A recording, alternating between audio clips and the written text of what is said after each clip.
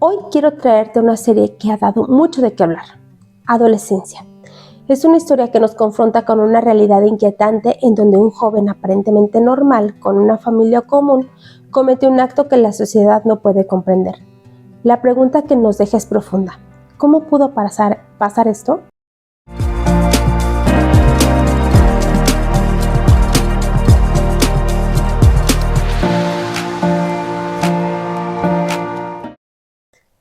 Pero aquí viene la verdadera reflexión. ¿Qué estamos considerando como normal en la crianza de nuestros hijos? Bienvenidos a Think Click. Mi nombre es Cristina Vázquez. Soy terapeuta. Acompáñame a analizar cómo ciertos patrones familiares, aunque parezcan inofensivos, pueden contribuir a un desenlace tan trágico como el de Jamie. Descubramos juntos qué es lo que pasó. Quiero hacer un pequeño paréntesis acerca de la dinámica familiar y cómo ha cambiado y experimentado transformaciones significativas en las últimas décadas.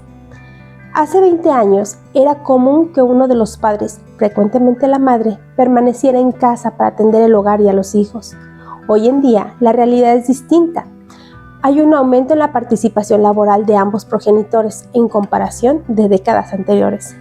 En la serie Adolescencia, vemos cómo esta reconfiguración del núcleo familiar afecta directamente a Jamie. Sus padres, inmensos en sus propias preocupaciones laborales y personales, asumen que mientras todo parezca estar en calma en casa, su hijo está bien. Pero la realidad es más compleja. El vacío emocional, la ausencia de diálogos profundos y la normalización de la tensión en el hogar generan un ambiente donde las emociones quedan atrapadas sin un espacio seguro para ser expresadas. A esta reconfiguración laboral se suma la era de la hiperconectividad. Actualmente, el acceso instantáneo a información y la comunicación inmediata son moneda corriente. Si bien esto ofrece ventajas, también presenta desafíos. La sobreexposición a contenidos inapropiados, la desinformación y la posibilidad de que agentes externos perturben la armonía familiar son riesgos latentes. Anteriormente, las influencias externas requerían interacciones cara a cara. Hoy, un simple mensaje puede irrumpir en la tranquilidad del hogar. Estos cambios han generado un vacío en la formación parental, y dije formación. Las estrategias de crianza transmitidas de generación en generación resultan en muchos casos obsoletas ante las exigencias actuales. Conceptos como inteligencia emocional, apenas reconocidos hace 2 décadas, y términos como niños tiranos han emergido recientemente, evidenciando la necesidad de comprender mejor el desarrollo emocional infantil y las influencias del entorno. Sin embargo, la información disponible no siempre se traduce en formación efectiva para los padres. Identificar qué prácticas tradicionales deben ser abandonadas, cómo adaptarse a las nuevas realidades y, sobre todo, cómo autoevaluarse y buscar apoyo profesional son desafíos pendientes. La ausencia de herramientas claras y el temor a equivocarse pueden llevar a la inacción, perpetuando patrones dañinos y dejando a los hijos sin la guía necesaria en su crecimiento. En este contexto, donde surgen problemáticas que, aunque silenciosas, tienen un impacto profundo en la dinámica familiar. A continuación, exploraremos la violencia invisible que puede manifestarse en el hogar y cómo reconocerla para fomentar un ambiente más saludable para nuestros hijos. Sin spoilers, la historia se centra en un joven adolescente de 13 años que termina con la vida de una compañera, de la escuela. Entonces, hablemos de la violencia invisible en la familia. Muchas personas creen que la violencia familiar solo ocurre cuando hay golpes o abuso verbal extremo. Pero la realidad es que la violencia puede ser mucho más sutil. Silencios prolongados, indiferencia emocional y explosiones de enojo seguidas de arrepentimiento y una dinámica donde los miembros de la familia caminan sobre cáscaras de huevo para evitar el siguiente estallido. Básicamente, un ambiente que haría sentir incómodo hasta un cactus. En adolescencia, el hogar de Jamie no era un campo de batalla evidente, pero sí un espacio de tensión constante. Su padre no era abiertamente violento todo el tiempo, pero cuando explotaba, generaba miedo e incertidumbre en la casa. Su madre, en cambio, evitaba el conflicto a toda costa, no establecía límites, no protegía emocionalmente a sus hijos y optaba por el silencio en lugar de enfrentar los problemas. Su especialidad era el típico "no pasa nada", cuando claramente sí pasaba algo. Si le hubieran dado $1 por cada vez que dijo eso, ya tendría para pagar la terapia que evitó. Jamie creció en medio de estos dos extremos, el estallido y la pasividad. Aprendió que las emociones fuertes debían reprimirse hasta que fueran insoportables. Pero a diferencia de su padre, él aún no tenía la corteza prefrontal completamente desarrollada, lo que limitaba su capacidad para regular sus impulsos. Cuando finalmente explotó, las consecuencias fueron irreparables. Aquí hago un paréntesis, porque en el video anterior, que se llama ¿Dónde quedó mi dulce niño?, hablo justo del desarrollo de la corteza prefrontal en los adolescentes y cómo ellos regulan sus estímulos y cómo filtran todos los estímulos que hay en el exterior, por si quieres ir a dar un vistazo. Cierro paréntesis. Entonces, observamos ciertas señales de alerta en el hogar. Una señal de alerta es cuando los hijos reaccionan con miedo ante un simple cambio de tono de voz de los padres. O los padres que creen que todo está bien solo porque nadie habla de los problemas. O discusiones que terminan en silencios prolongados en lugar de resoluciones.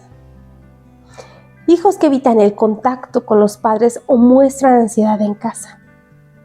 ¿Notas alguna de estas conductas en casa? Ahora hablemos de la falta de comunicación con la frase todo está bien.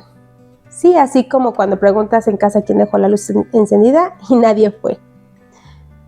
Una de las cosas más aterradoras de adolescencia es cómo la familia de Jamie nunca abordó lo que realmente sucedía con él, dejando pasar señales de advertencia y normalizando, no porque fueran malos padres, sino porque confiaban en la idea de que mientras no hubiera problemas visibles, su hijo estaba bien.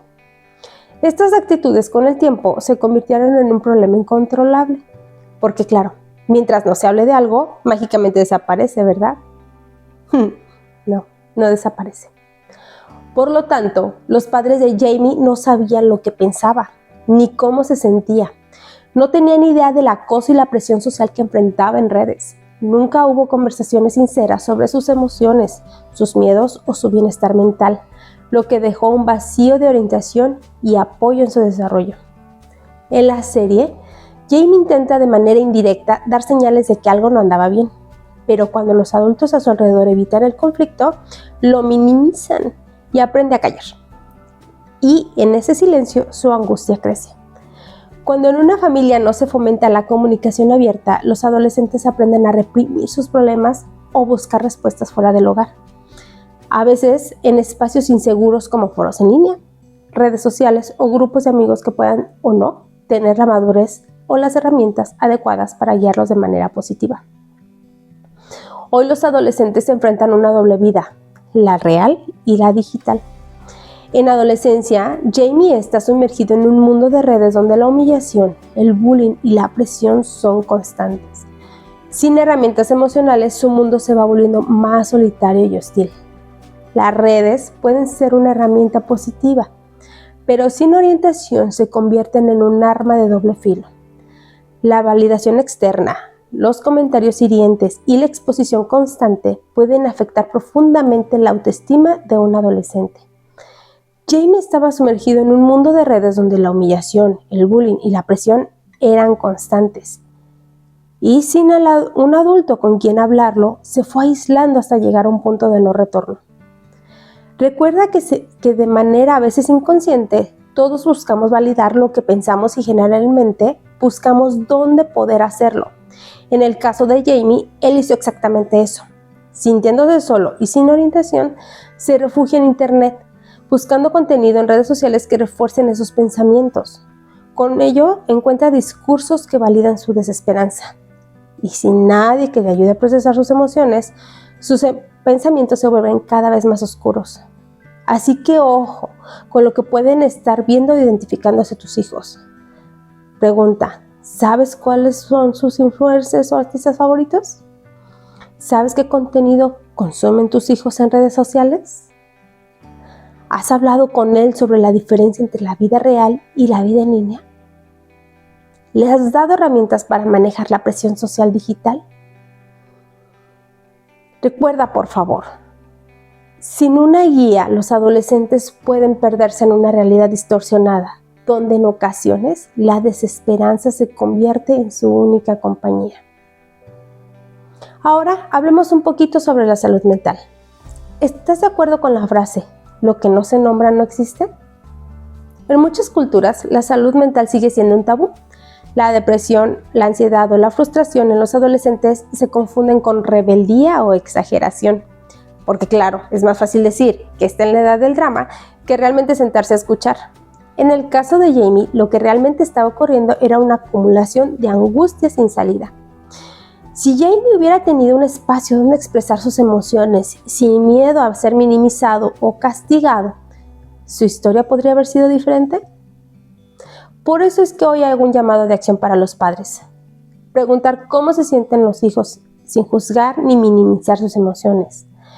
Normalizar la asistencia a terapia como un recurso de bienestar, no como para crisis externas nada más. Hablar abiertamente sobre emociones en la familia, mostrando vulnerabilidad como adultos también. Existe una normalidad que necesita cuestionarse. Lo verdaderamente aterrador en la adolescencia es que muchas familias comparten patrones similares a las de Jamie, como lo son los padres emocionalmente distantes, hijos que no saben expresar su frustración, la creencia de que todo está bien porque no hay problemas visibles, la normalización de explosiones de enojo con silencios dolorosos. Si seguimos viendo estas situaciones como normales, seguirán pasando casos como los de Jamie. Así que reflexiona y tómate unos minutos y responde. ¿Cuándo fue la última vez que tu hijo te habló de sus miedos o preocupaciones? ¿Sientes que tu hijo confía en ti para hablar de cualquier tema sin miedo a represalias? ¿Cómo reaccionas cuando tu hijo expresa emociones difíciles como enojo, tristeza o ansiedad? Si la respuesta incluye gritos, sermones o un cambio de tema a ¿qué hay de cenar?, es momento de replantearlo. Si alguna de estas preguntas te hizo reflexionar, es momento de actuar. No se trata de justificar lo que Jamie hizo, sino de entender que nadie actúa en un vacío.